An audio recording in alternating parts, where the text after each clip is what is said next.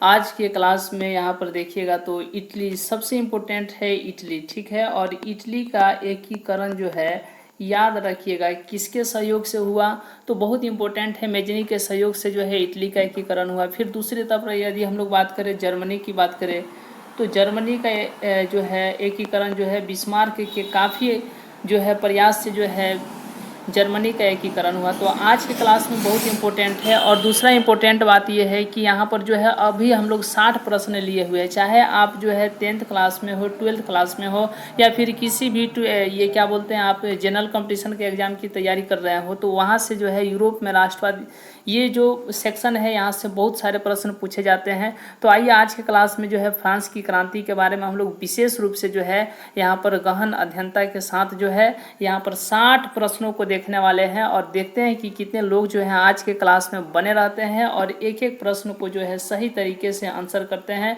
तो बहुत आज का क्लास मज़ेदार है। सबसे पहले हम आपको बता दें तो जैसे कि आप लोगों को मालूम है कि यहाँ पर हम लोग देख रहे हैं यूरोप में राष्ट्रवाद, तो ये आप लोग जानते हैं। अगर आप 10th क्लास की हिस्ट्री की बुक की बात करें यानी 10th क्लास का इतिहास की बात करें तो वहाँ पर जो है आप देखिएगा तो चैप्टर नंबर 1 जिसका नाम है यूरोप में राष्ट्रवाद, यह बहुत ही इंपॉर्टेंट है। इसका जो है हम लोग प्लेलिस्ट बनाए और प्लेलिस्ट में आपको क्लास 1, 2, 3 ये सब आप देखिएगा तो आपको बहुत ही मज़ेदार तरीके से कहानी को समझाए हैं। यदि आप कहानी को पूरे देख करके आए तो ठीक है, नहीं आए हैं तो इस क्लास के बाद ज़रूर देख लीजिएगा। तो आइए बहुत ही हम स्मूथ चलेंगे और प्रत्येक प्रश्नों पर जो है पूरी गहराई के साथ, पूरी गहनता के साथ जो है चर्चा करते हुए चलेंगे। तो बहुत मज़ा आएगा आज के क्लास में कि फ्रांस की क्रांति को आप इतना अच्छे और अलग अंदाज तरीके से समझ पाएंगे कि फिर आपको कभी भूलने की कोई आवश्यकता ना रहेगी। और यहाँ पर एक और बात हम बता देते हैं कि यदि आज के क्लास में यदि आप कम से कम देखिए 60 प्रश्न तो लिए हैं, लेकिन अगर 30 प्रश्न भी अगर आप सही कर देते हैं, गिन करके कॉपी लेकर के साइड में बैठ जाइए, अगर 30 प्रश्न सही कर देते हैं तो हम आपको कहते हैं कि आपको रिजल्ट में बेहतर करने से कोई नहीं रोक सकता है। बस आज जो है आप आज मात्र 30 प्रश्नों को जो है आप सही कर दीजिए, बाकी आपका सब कुछ यहाँ पर इंटरेस्टेड और बहुत ही अलग अंदाज में होगा। तो आइए यहाँ पर फ्रांस की क्रांति आप लुई 16वां के बारे में हम आपको बताएं, फिर लुई 17वां नहीं बना शासक, लुई 18वां चार्ल्स 10वीं ठीक है, उसके बाद लुई फिलिप, फिर नेपोलियन तृतीय, उससे पहले जो है सबसे पहले 1800 के आसपास जो है यहाँ पर नेपोलियन बोनापार्ट। तो क्लास जो है ना आज का बहुत मज़ेदार क्लास है। और फिर देखिएगा तो वहाँ पर गणतंत्र जैसी व्यवस्था जो है फ्रांस में चल रही है। उसके बाद हम लोग इटली को देखें, फिर जर्मनी को देखें। तो बहुत मज़ेदार तरीके से आप जाइए 10th क्लास की MDS क्रांति चैनल पर, और वहाँ पर जा कर के प्लेलिस्ट खोजिएगा। प्लेलिस्ट में आपको मिल जाएगा 10th हिस्ट्री, और वहाँ से जो है आप देख करके बहुत ही अच्छे तरीके से तैयारी कर सकते हैं। खैर कोई बात नहीं, यदि आप क्लास को नहीं देखें तो इस क्लास के बाद भी देख लीजिएगा। और यहाँ पर हम लोग बहुत ही इंपॉर्टेंट सेक्शन लिए हैं जिसका नाम है फ्रांस की क्रांति। तो बहुत मज़ेदार क्लास आज का होने वाला है। यहाँ पर जो है लगभग 60 प्रश्नों के लिए है। चलिए जल्दी जल्दी जो है आप लोग आंसर करेंगे। पहला प्रश्न है कि फ्रांस की क्रांति का प्रमुख कारण क्या है। एक और बात हम आपको बता देते हैं, यदि आज के क्लास से आपको थोड़ा भी कुछ सीखने को मिला ना तो प्लीज़ आपसे रिक्वेस्ट है कि इस क्लास को उन लोगों तक शेयर कर दीजिए, चाहे आपके छोटे भाई हो, छोटे भाई बहन जो भी हो, चाहे आपके आसपास जो भी छोटे लड़का या लड़की जो भी तैयारी करने वाले हैं, उन तक जो है ये नहीं, अपना ईगो के थोड़ा देर के लिए दूर रखते हुए आप जो है इस क्लास को शेयर कर दीजिए। आपकी बहुत बड़ी हमारे ऊपर मेहरबानी होगी और मैं इसका कर्ज जो है बहुत ही अच्छा तरीके से चुकाऊंगा। मैं आपसे वादा करता हूँ कि क्लास में अगर ये क्लास शेयर कर देते हैं और आपके एक क्लास शेयर करने से अगर किसी व्यक्ति का अच्छा रिजल्ट आ जाता है तो इसका आपको तो प्रत्यक्ष रूप से नहीं बता सकते हैं, लेकिन अप्रत्यक्ष रूप से आप जो है इसके भागीदार होंगे कि आपको बहुत फ़ायदा होगा, बहुत ही आपको लाभ होगा, आपको भी होगा, उनको भी होगा। तो आइए इस क्लास को उन लोगों तक ज़रूर शेयर कर दीजिएगा। यदि आज के क्लास से आपको थोड़ा भी कुछ सीखने को मिलता है तो कम से कम एक भाई के पास या एक बहन के पास या एक अपने बड़े भैया के पास या एक दोस्त के पास इस क्लास को ज़रूर शेयर कीजिएगा। यदि हम ये नहीं कहते हैं कि अभी ही शेयर कर दिए, बल्कि इस क्लास से कुछ सीखिएगा तब, तो हम तो आपको ये गारंटी देते हैं कि इस क्लास से आपको बहुत कुछ सीखने को मिलेगा। आइए बहुत ही अब यहाँ पर अलग अंदाज में इस क्लास को स्टार्ट करते हैं कि फ्रांस की क्रांति जो है प्रमुख कारण, यानी फ्रांस की क्रांति का प्रमुख कारण क्या है। यहाँ पर आप देखिएगा तो ऑप्शन में यहाँ पर दिया गया है, देखिए यहाँ पर ऑप्शन में दिया गया है प्रजातंत्र शासन, फिर निरंकुश दिया गया है, उसके बाद गिरफ्तारी पत्र या मनसबदारी। तो याद रखिएगा फ्रांस की क्रांति की सबसे बड़ी, चलिए फ्रांस की क्रांति की सबसे बड़ी, चलिए फ्रांस की क्रांति की सबसे प्रमुख कारण जो है तो याद रखिएगा निरंकुश शासन था। क्या था? निरंकुश शासन था।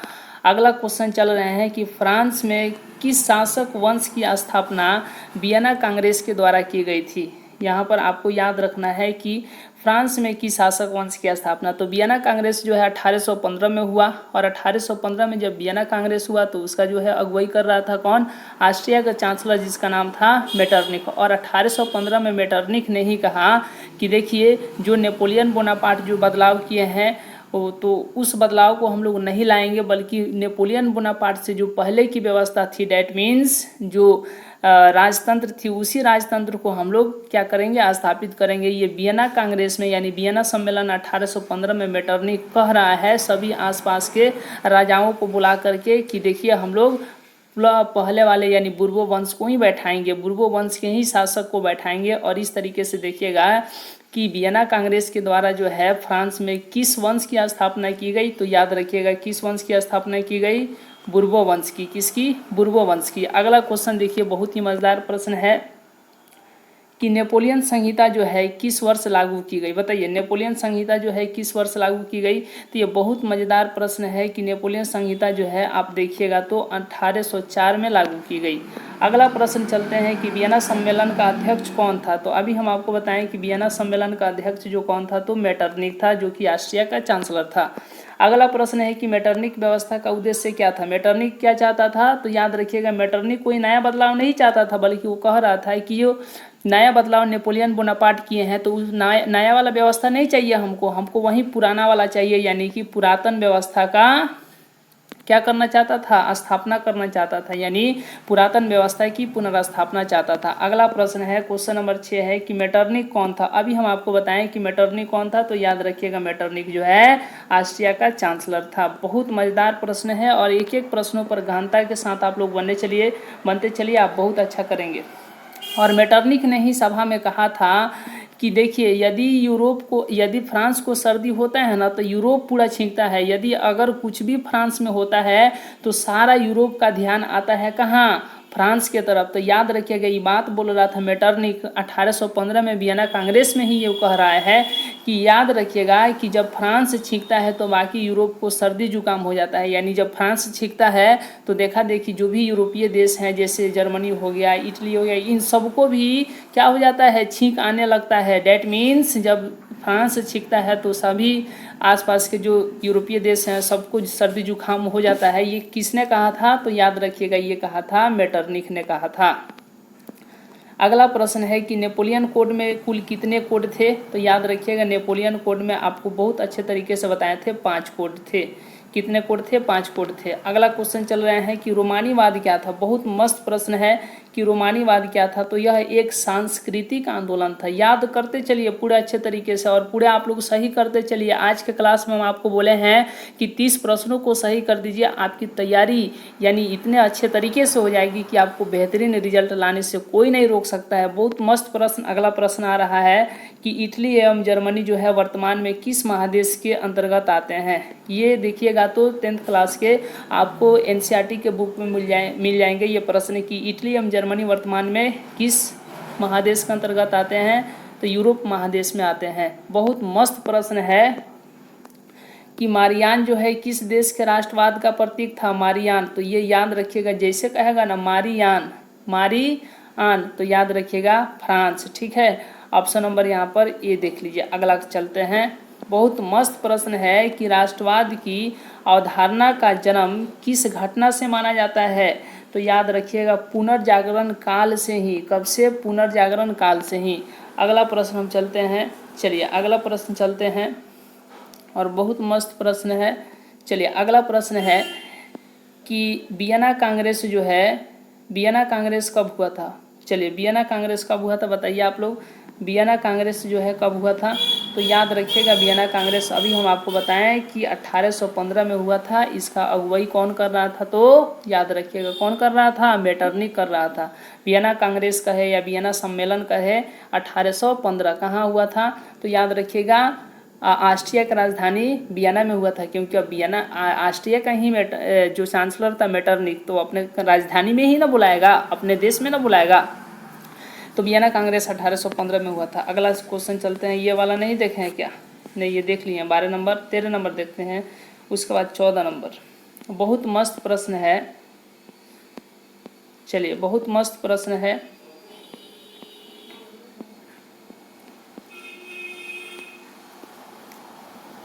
चलिए बहुत मस्त प्रश्न है यहाँ पर 14 नंबर।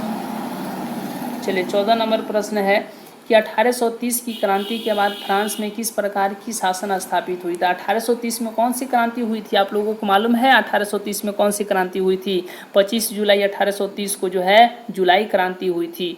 तो याद रखिएगा 1830 की क्रांति के बाद जो है फ्रांस में किस प्रकार की शासन स्थापित हुई? तो याद रखिएगा राजतंत्र तो था, लेकिन संविधान वाला यानी संवैधानिक राजतंत्र, संवैधानिक राजतंत्र। क्योंकि जब जो है वहाँ पर देखिएगा तो अर्लिहंस वंश के जो है शासक जिसका नाम था लुई फिलिप, जब उसको गद्दी पर बैठाया गया तो वह सोच लिया था कि नहीं, जब लोग 1830 में क्रांति किए हैं, यदि हम अच्छा से शासन नहीं करेंगे, उनके बातों को नहीं रखेंगे, तो हो सकता है कि फिर क्रांति हो जाए। और देखिएगा तो वह जो है राजतंत्र में राजा तो है, सब कुछ कर रहा है, लेकिन लोगों से पूछ करके यानी संवैधानिक रूप से कर रहा है। यानी राजतंत्र तो है लेकिन संवैधानिक राजतंत्र है। कैसा राजतंत्र है? संवैधानिक राजतंत्र है। और यहीं धीरे धीरे वो भी जो है अब लगा है ढील करके शासन करने, गरीबों को ध्यान नहीं रख रहा है, मजदूरों का ध्यान नहीं रख रहा है, श्रमिकों का ध्यान नहीं रख रहा है। तो वह जो है फिर 18 साल के बाद जो है 1848 में क्रांति होता है। तो इस तरीके से देखिएगा तो 1830 की क्रांति के बाद जो है फ्रांस में, याद रखिएगा, संवैधानिक राजतंत्र की जो है स्थापित यानी संवैधानिक राजतंत्र को स्थापित किया गया है। अगला बहुत ही मस्त प्रश्न है कि एक्ट ऑफ यूनियन जो है किस वर्ष पारित हुआ? तो याद रखिएगा एक्ट ऑफ यूनियन जो है किस वर्ष पारित हुआ?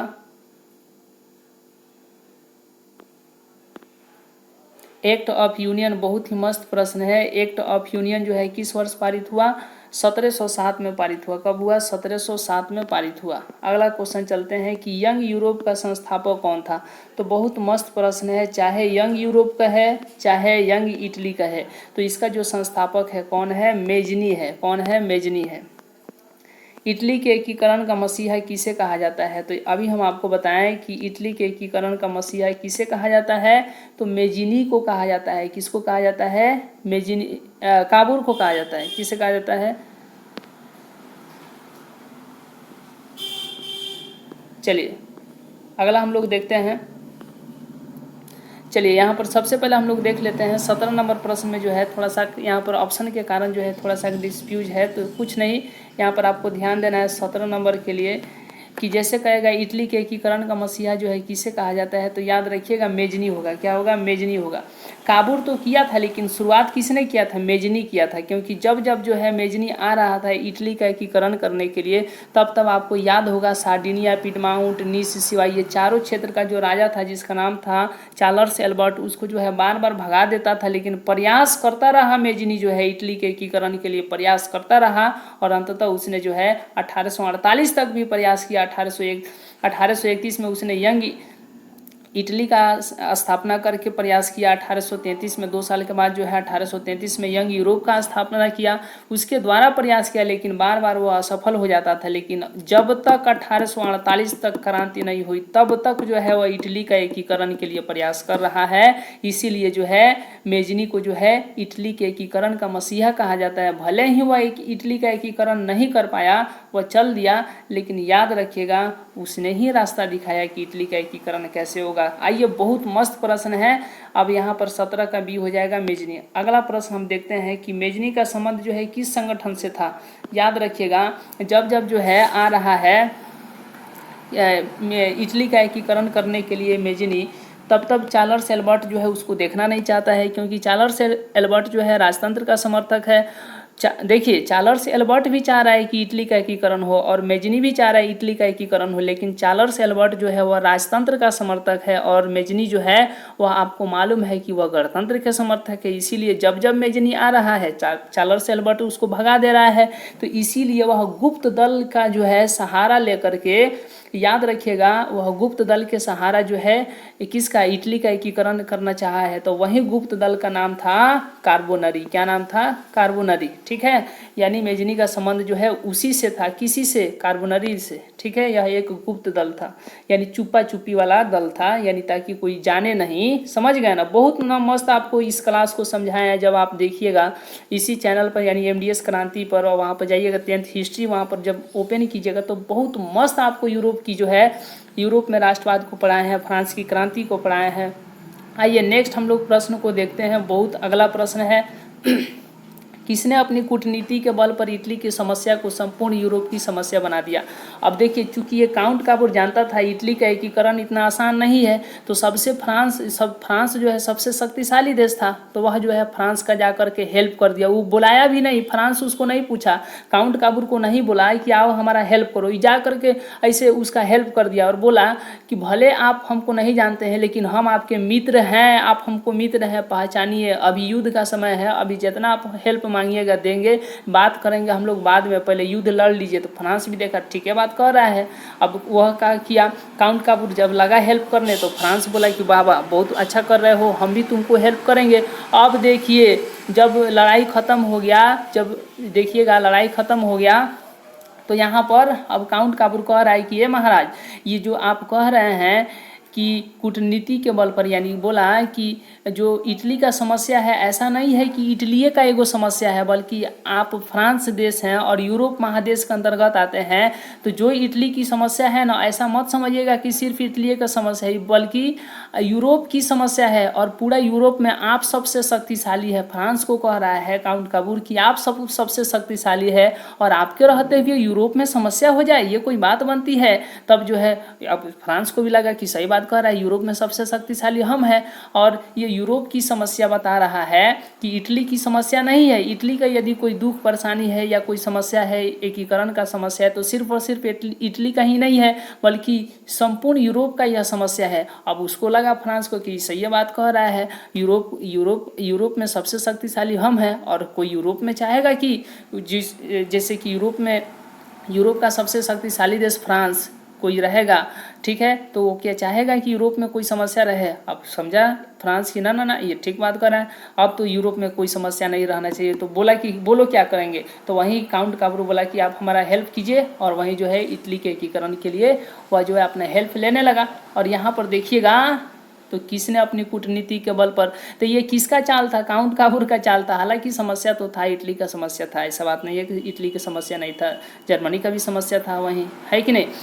तो काउंट काबूर ने अपने कूटनीति के बल पर जो है इटली की समस्या को संपूर्ण यूरोप की समस्या बना दिया। याद रखिएगा ऑप्शन नंबर ए।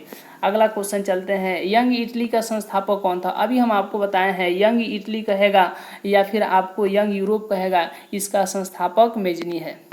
बहुत मस्त प्रश्न है कि लाल कुर्ती का गठन किसने किया था।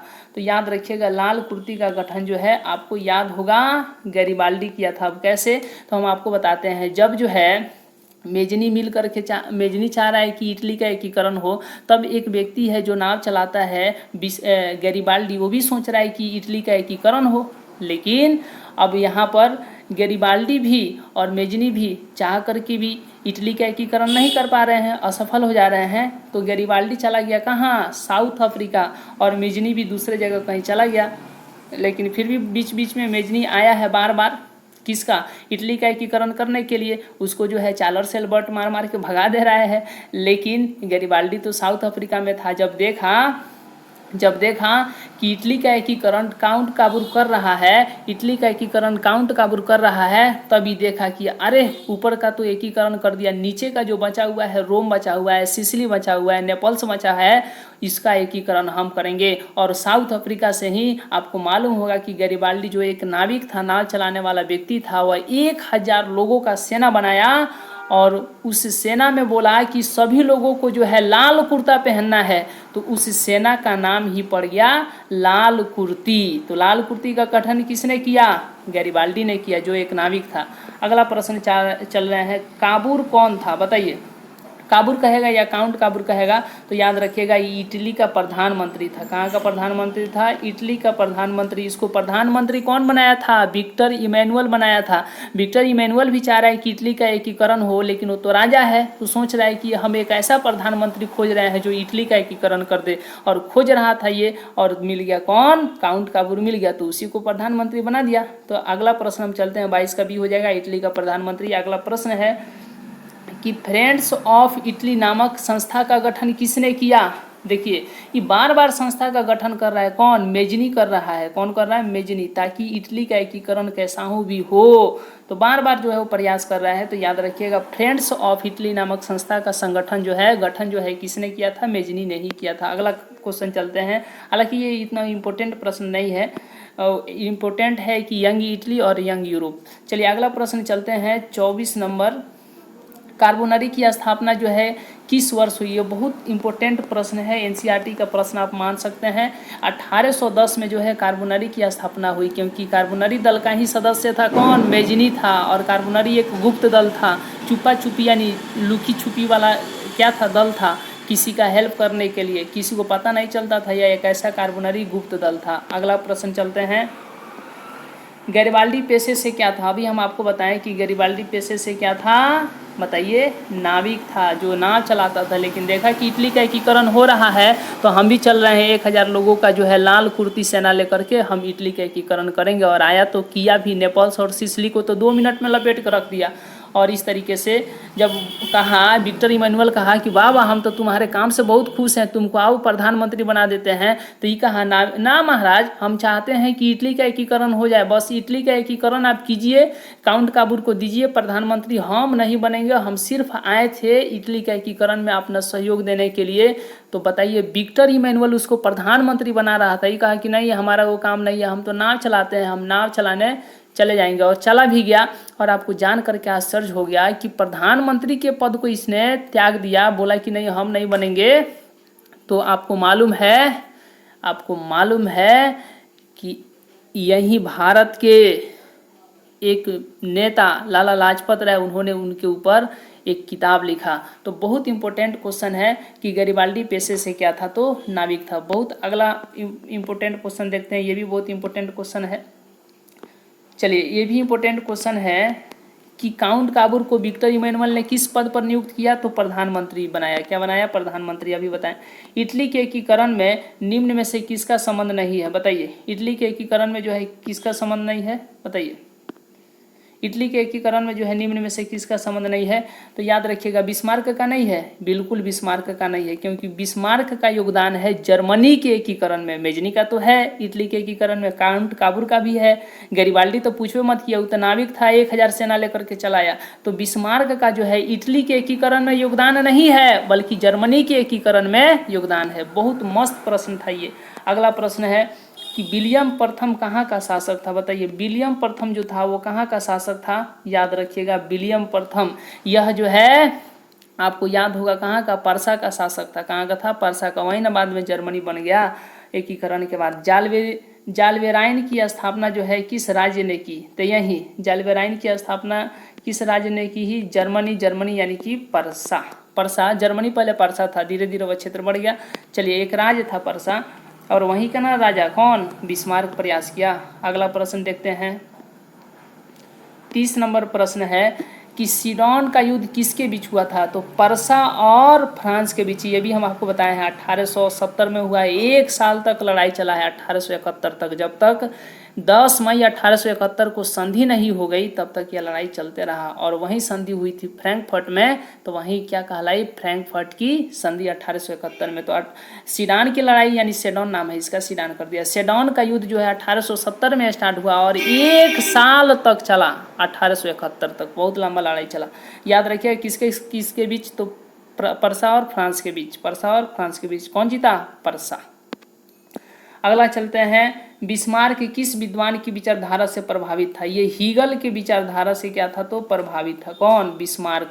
आपको मालूम होगा कि बिस्मार्क जो है हीगल की विचारधारा से प्रभावित था, और हीगल बोला था कि कुछ नहीं, राष्ट्र से बड़ा कुछ नहीं, तो जो भी इसके रास्ते में आता था बिस्मार्क को मार देता था। कहता था कि राष्ट्र से बड़ा कुछ नहीं, जो राष्ट्र का रुकावट करेगा हम उसको नहीं छोड़ेंगे। और यही जान करके आपको आश्चर्य होगा, बोला कि अब जो है राष्ट्र का निर्माण हम करने चल रहे हैं, इटली के जर्मनी का एकीकरण करने चल रहे हैं। तो एक काम कीजिए, देश में जितना लोहा है ना उस लोहा को पिजा लीजिए, ठीक है, उसको चोक धारीदार बना लीजिए, ताकि कोई भी अगर राष्ट्र का रुकावट करेगा तो उसका रक्त बहेगा, खून बहेगा। तो लोहा का सामान बनाया तो लौह, और क्या बहाने के लिए, रक्त। तो रक्त और लौह की नीति का अवलंबन किसने किया, बिस्मार्क ने किया। अगला प्रश्न हम चलते हैं। चलिए, जर्मनी एवं इटली, याद रखिएगा, जर्मनी एवं इटली के एकीकरण के विरुद्ध निम्न में से कौन था, ऑस्ट्रिया था। कौन था, ऑस्ट्रिया, बहुत याद रखिएगा, जर्मनी एवं इटली के एकीकरण में ऑस्ट्रिया था। अगला प्रश्न चलते हैं, बहुत मस्त प्रश्न है कि नेपोलियन ने जर्मनी में नेपोलियन ने जर्मनी में किस संघ की स्थापना की थी, राइन संघ की स्थापना की थी। राइन राज्य का निर्माण किया था 39 राज्यों को मिला करके। नेपोलियन, ये याद रखिएगा, यहाँ पर इसको दे देना चाहिए था नेपोलियन बोनापार्ट, क्योंकि नेपोलियन तृतीय भी है, नेपोलियन बोनापार्ट भी है। फ्रांस की गद्दी पर बैठने वाला नेपोलियन बोनापार्ट भी है और नेपोलियन तृतीय भी है। ये गलत प्रश्न इस तरीके से नहीं देना चाहिए था, इसको यहाँ पर लिखना चाहिए नेपोलियन बोनापार्ट, क्योंकि अब नेपोलियन लिखा है तो समझ में नहीं आ रहा है कि नेपोलियन बोनापार्ट का बात कर रहा है कि नेपोलियन तृतीय की बात कर रहा है। हम तो क्वेश्चन से पकड़ लिए कि अच्छा जर्मनी की बात है, तो यहाँ से नेपोलियन बोनापार्ट, ठीक है, नेपोलियन बोनापार्ट पहले है और नेपोलियन तृतीय जो है बाद में है। बहुत मस्त प्रश्न था। अगला चलते हैं, किस युद्ध के बाद जर्मनी का एकीकरण हुआ, वाह, किस युद्ध के बाद जो है जर्मनी का एकीकरण हुआ, पूछने वाला बात है। आपको बताया नहीं, सेडॉन, यानी कि सीडॉन किया है तो कोई बात नहीं, सीडॉन कहिए चाहे सेडॉन कहिए, सेडॉन का युद्ध के बाद जो है जर्मनी का एकीकरण हुआ और यही 1 साल तक चला, 1870 से 1871 तक। जर्मेनिया क्या थी, बताइए, जर्मेनिया क्या थी, जर्मेनिया क्या थी, तो याद रखिएगा, जर्मेनिया क्या थी, जर्मन राष्ट्र का प्रतीक। क्या, जर्मन राष्ट्र का प्रतीक। बहुत मस्त प्रश्न है कि जर्मनी का एकीकरण कब पूरा हुआ, बताइए, जर्मनी का एकीकरण जो है कब पूरा हुआ। तो अभी आपको बताएं, 1870 में लड़ाई चला और 71 में समाप्त हुआ। तो पूरा कब हुआ, जब तक लड़ाई समाप्त नहीं हुआ। लड़ाई कब समाप्त हुआ, 1871 में। तो जर्मनी का एकीकरण 1871 में ही हुआ। कब हुआ, 1871 में। अगला क्वेश्चन है कि जालवेरिन एक संस्था थी, जालवेरिन एक संस्था थी।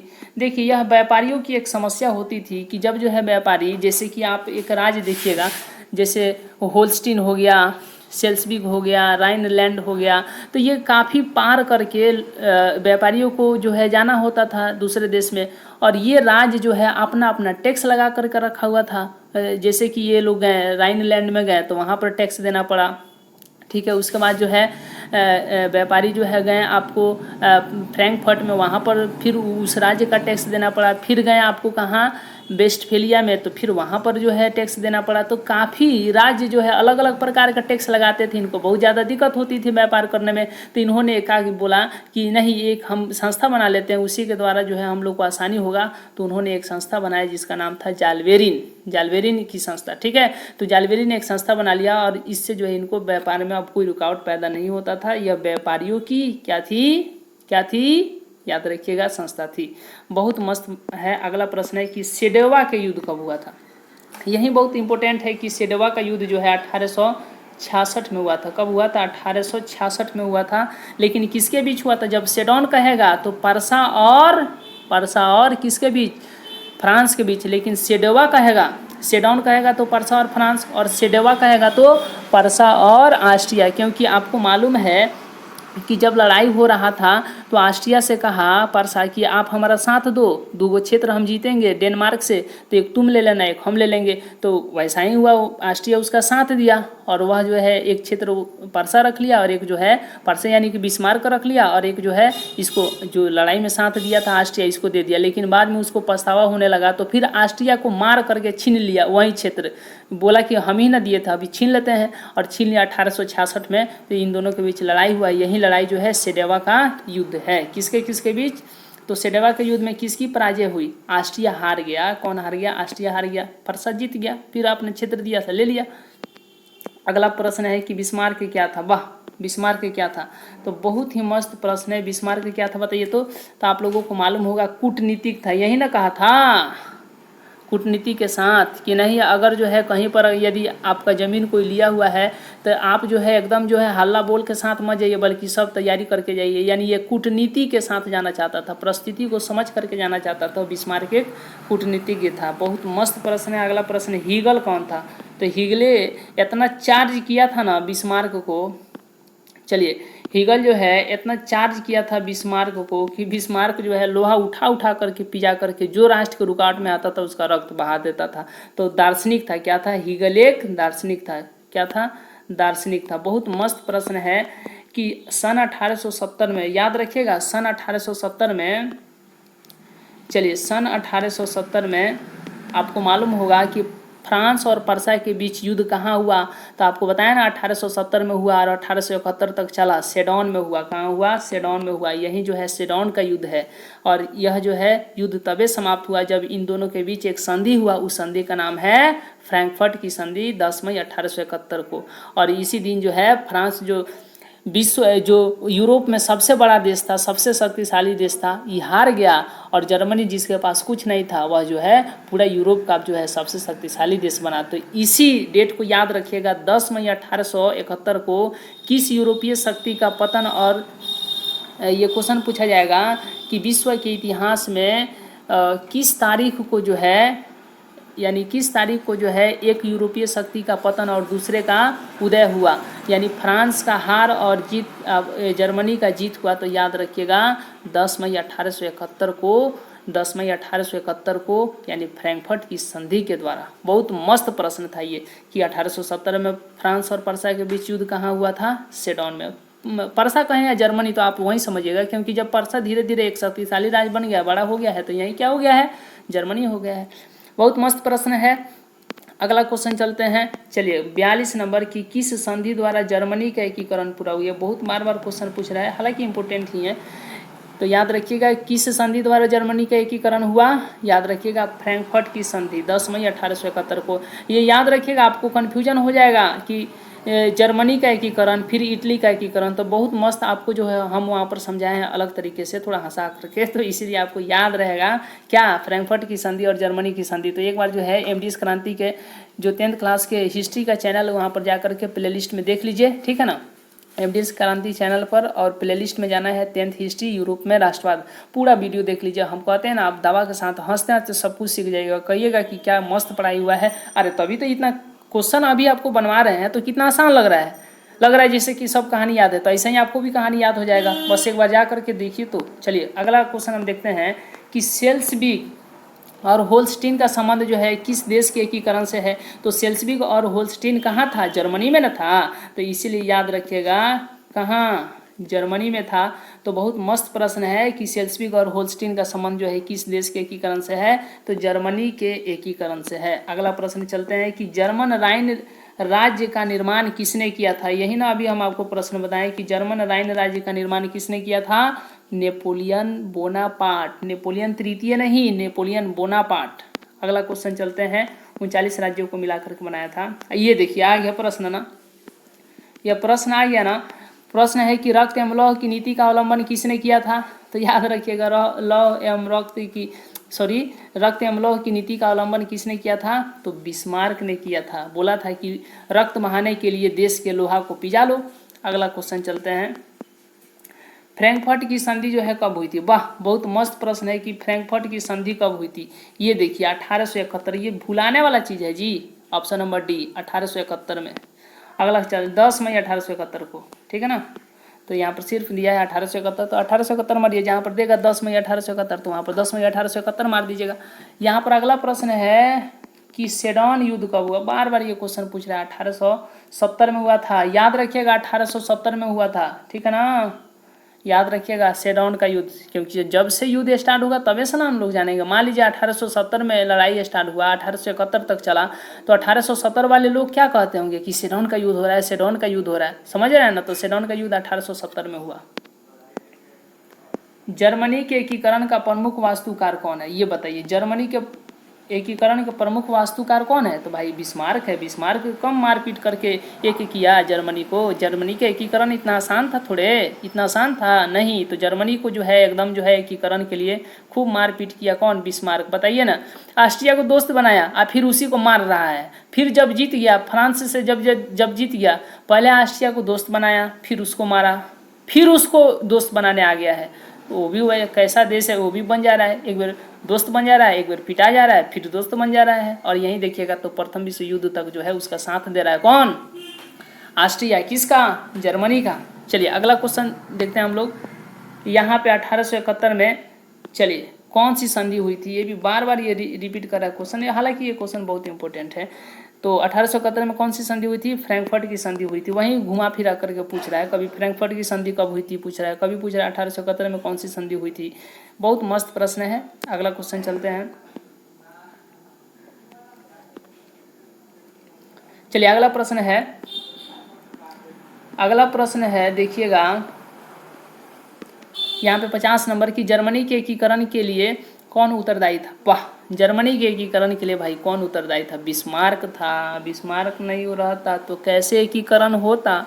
विक्टर इमैनुअल भी तो था ना राजा। वो चाहता तो नहीं एकीकरण कर लेता, लेकिन वो क्यों दूसरे किसी को खोज रहा है कि हमको एकदम शासक ऐसा चाहिए जो जर्मनी का एकीकरण कर दे।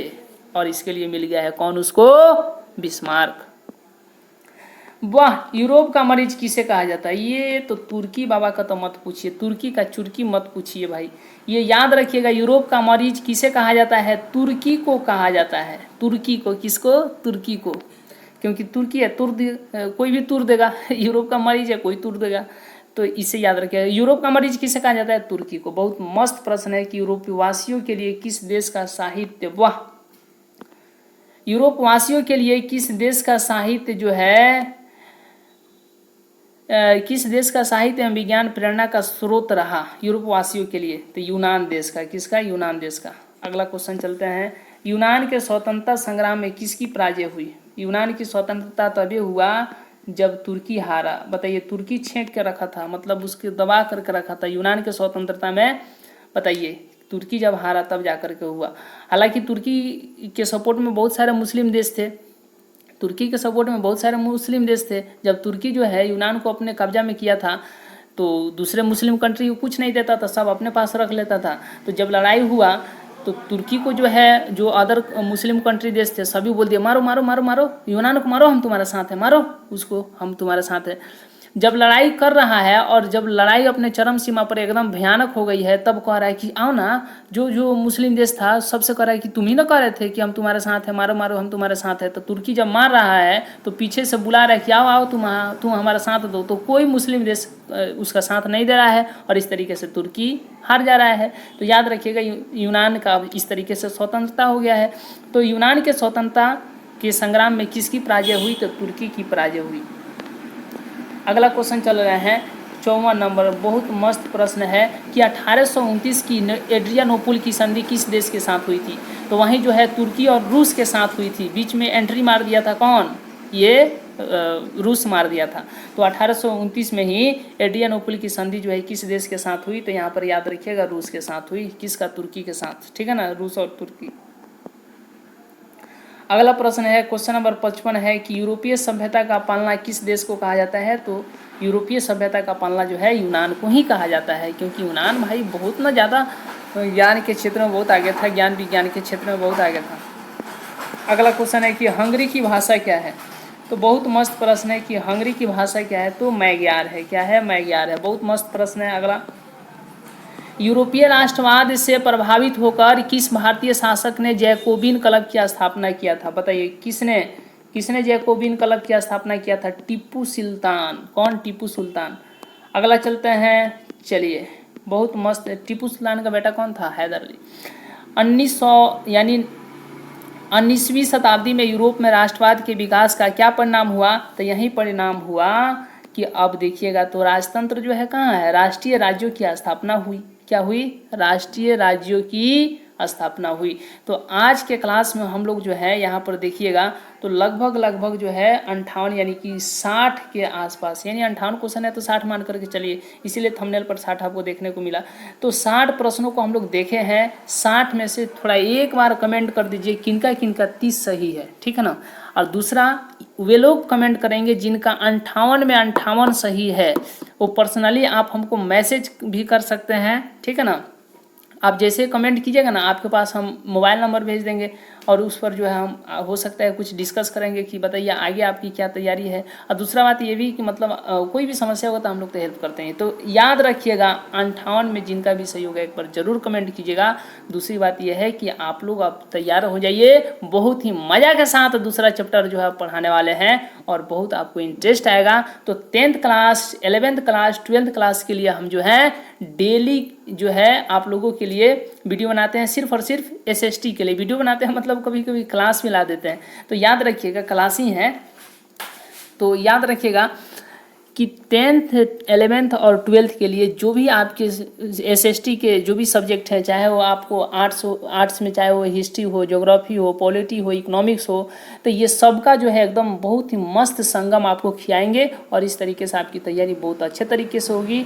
अब आप ही बताइएगा कि आज के क्लास से आपको क्या सीखने को मिला। थोड़ा भी अगर आपको कुछ सीखने को मिला है तो इस क्लास को उन लोगों तक शेयर कर दीजिए जो तैयारी कर रहे हैं, जो इसके लायक हैं। चलिए, आपके बहुत बहुत आभार रहेगा। मिलते हैं अगले वीडियो में और याद रखिएगा 10th क्लास में है तो शाम को 6 बजे हमारे साथ रेडी रहिएगा। यदि 11th क्लास में है तो सुबह में 7 बजे हमारे साथ रेडी रहिएगा। यदि 12th क्लास में है तो शाम को 7 बजे रेडी रहिएगा। इस तरीके से आपका तैयारी बहुत मस्त होगा। तो याद रखिएगा, अगर 10th क्लास का, 11th क्लास का और 12th क्लास का मस्त से अगर आर्ट्स पढ़ना होगा तो इस चैनल को जो है भूलिएगा नहीं और डेली जो है आप हमारे साथ जो है मिल करके तैयारी कर सकते हैं। बहुत आपका बहुत बहुत आभार रहा, बहुत बहुत धन्यवाद। मिलते हैं अगले वीडियो में, तब तक के लिए बहुत बहुत धन्यवाद।